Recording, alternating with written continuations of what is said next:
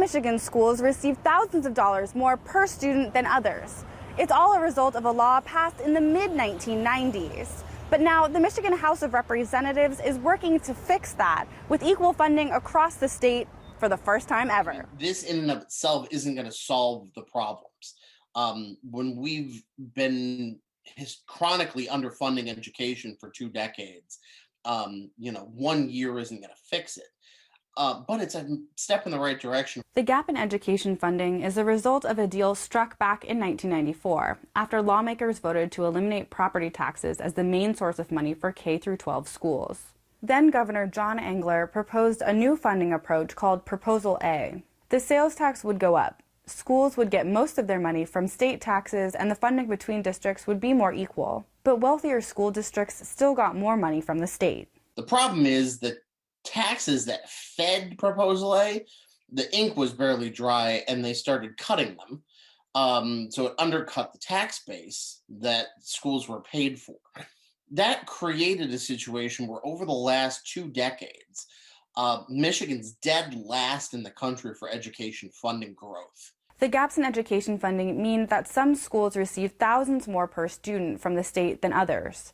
For instance, in mid-Michigan, DeWitt Public Schools receives $8,111 per student, while Oneida Township School District in Eaton County gets over $11,000 per student. Okemos Community Schools are in the middle of the pack with $8,529 per student.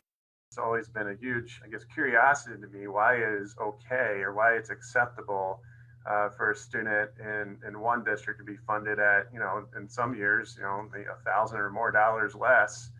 Why that child's education is worth so much less funding than another child who just happens to reside in a community a few miles up the street. The Williamson Community School District receives less money for each student than other schools, and Spina tells me equalize funding would be welcome. I think that, after almost 3 decades, that this is finally getting rectified potentially. That's a huge step towards equity of opportunity for students, no matter what educational institution they attend.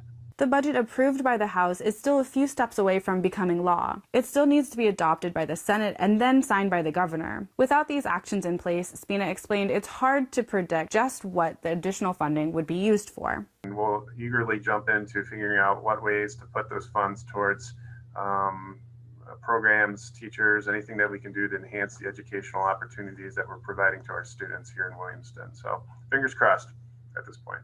Fox 47 reached out to all the members of the Senate Education and Career Readiness Committee to further discuss the funding, but none could be reached for comment.